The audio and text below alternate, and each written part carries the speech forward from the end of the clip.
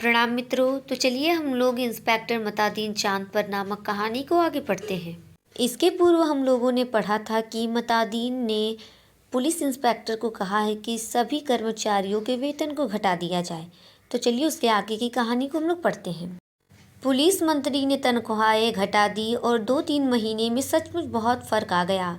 Police एकदम मुस्तैद हो गई, सोते से एकदम जाग गई, चारों तरफ नज़र रखने लगी।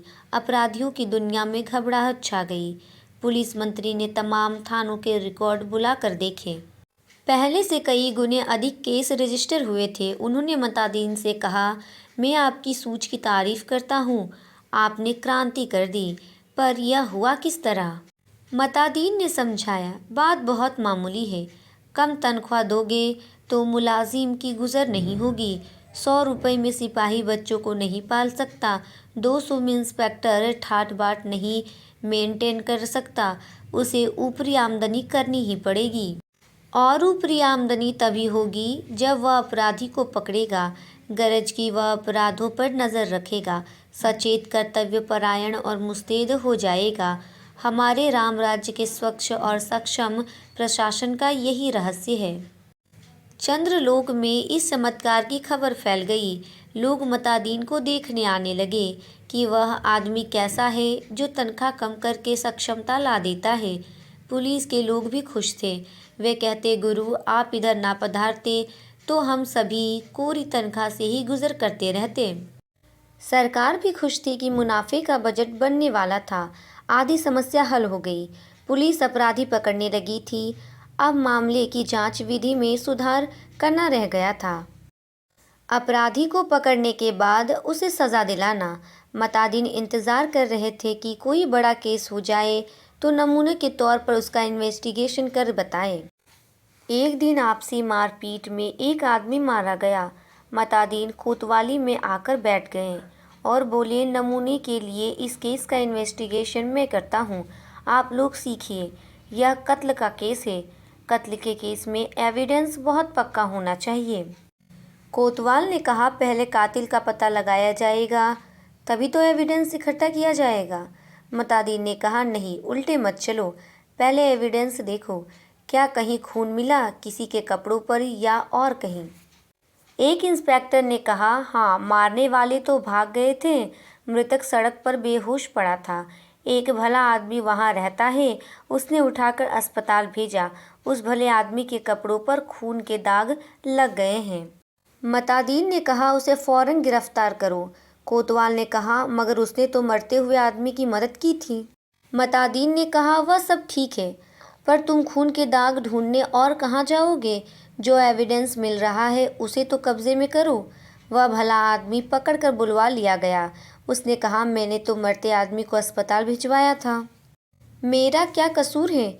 चांद की पुलिस उसकी बात से एकदम प्रभावित हुई। मतादीन प्रभावित नहीं हुए। सारा पुलिस महकमा उत्सुक था कि अब मतादीन क्या तर्क निकालते हैं। मतादीन ने उससे कहा, पर तुम झगड़े की जगह गए क्यों? उसने जवाब दिया, मैं झगड़े की जगह नहीं गया, मेरा वहाँ मकान है, झगड़ा मेरे मकान के सामने हुआ। अब फिर मतादीन की प्रतिभा की परीक्षा थी। सारा महकमा उत्सुक देख रहा था। मतादीन ने कहा, मकान तो ठीक है, पर मैं पूछता हूँ, झगड़े की जगह जाना ही क्यों?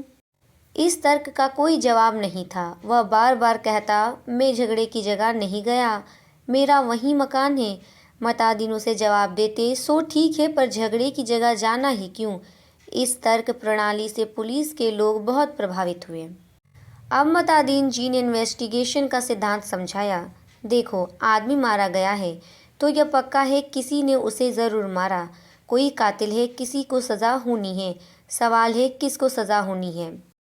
पुलिस के लिए यह सवाल इतना महत्व नहीं रखता जितना यह सवाल कि जुर्म किस पर साबित हो सकता है या किस पर साबित होना चाहिए। कत्ल हुआ है तो किसी मनुष्य को सज़ा होगी ही। मारने वाले को होती है या बेकसूर को, यह अपने सोचने की बात नहीं है। मनुष्य मनुष्य सब बराबर है, सब में उसी परमात्मा का अंश है। हम भेदभाव नहीं करते, यह पुलिस का मानवतावाद है। दूसरा सवाल है, किस पर जुर्म साबित होना चाहिए? इसका निर्णय इन बातों से होगा।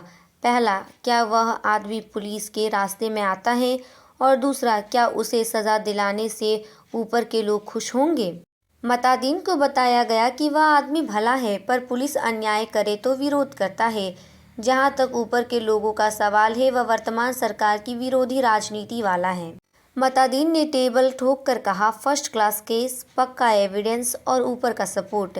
एक इंस्पेक्टर ने कहा, पर हमारे गले यह बात नहीं उतरती है कि एक निरपराध भले आदमी को सज़ा दिलाई जाए।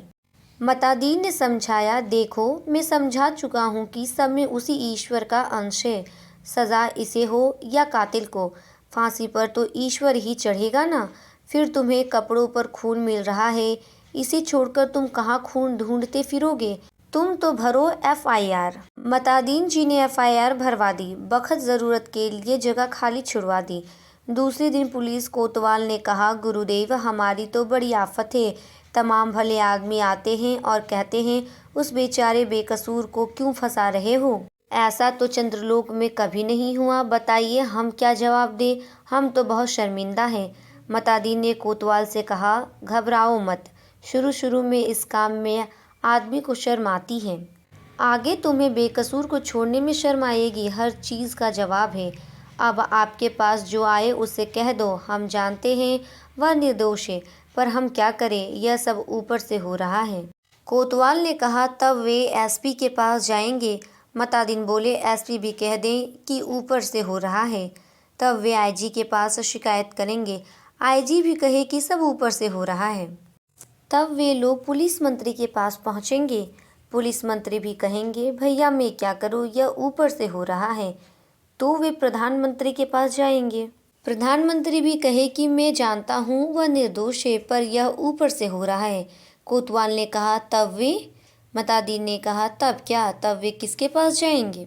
भगवान के पास ना, मगर भगवान से पूछकर कौन लौट सका है?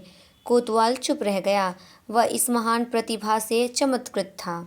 इसके आगे की कहानी को हम लोग अगले वीडियो में पढ़ेंगे। तब तक के लिए धन्यवाद।